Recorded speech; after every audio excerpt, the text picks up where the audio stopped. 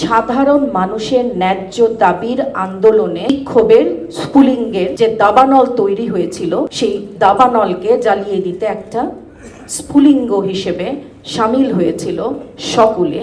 তাই জুলাইয়ের নেতৃত্ব এই বাংলাদেশের সবার দিবসের এখানে আলোচনা অনুষ্ঠানে আমি কেবল 3টা প্রশ্ন আপনাদের কাছে রাখবো, আমার নিজের কাছেও রাখছি।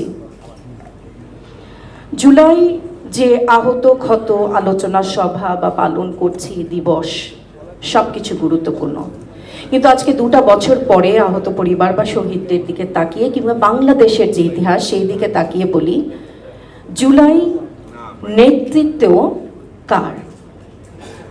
জুলাই আমরা সবাই চোখে দেখেছি, রাজপথে প্রত্যেকেই ছিলাম, অনলাইনে, সোশ্যাল মিডিয়ায় বিভিন্নভাবে যে যার ক্ষেত্র থেকে একেবারে নেতৃত্ববিহীন একটা আন্দোলন, যেখানে ছাত্রদের কোটা আন্দোলন থেকে শুরু হয়ে সেই রিক্সা চালক যে রিক্সাগুলো একটা অ্যাম্বুলেন্সে পরিণত হয়েছিল, বিভিন্ন শ্রমজীবী পেশাজীবী ব্যানারবিহীন একটা আন্দোলনের সামিল হয়েছিল বিভিন্ন প্রেক্ষাপট থেকে, বিভিন্ন পেশাজীবী থেকে।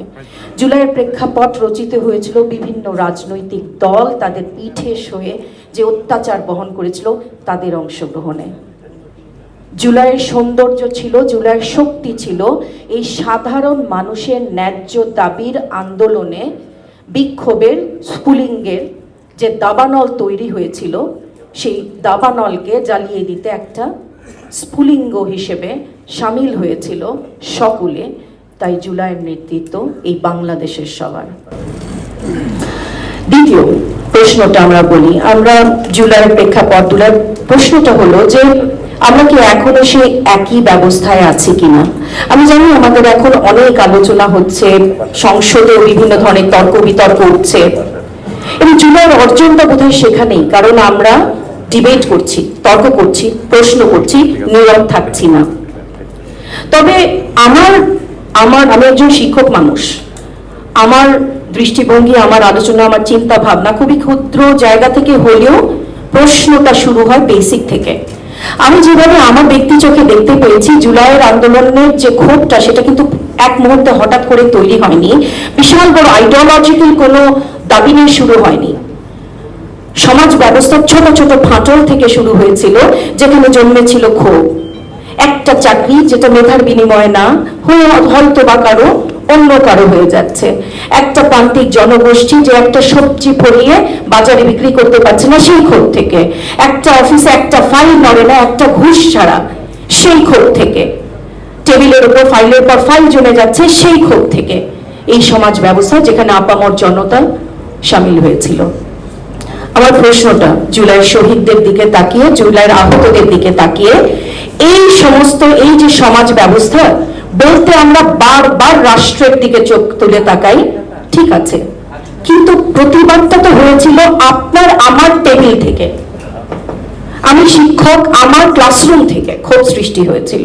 আপনি যেখানে আপনার অফিসে আছি সেই অফিসের ক্ষোভ থেকে সৃষ্টি হয়েছিল জুলাই।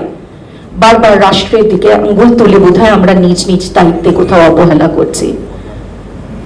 আমার তৃতীয় প্রশ্ন, জুলাইকে আমরা বারবার উদযাপন করছি, স্মরণ করছি শ্রদ্ধার সাথে, তবে ভয় হয় জুলাই না কেবল পালনে থেকে যায়, ধারণে না।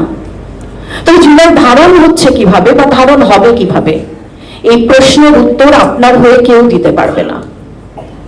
এই প্রশ্নের উত্তর মঞ্চে উপবিষ্ট যারা আছেন তারাও দিতে পারবে না আপনার হয়ে।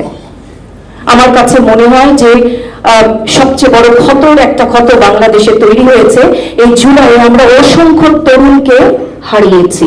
এটা শুধু পরিবারের হারানো না, এটা একটা দেশের, একটা জাতির ক্ষত।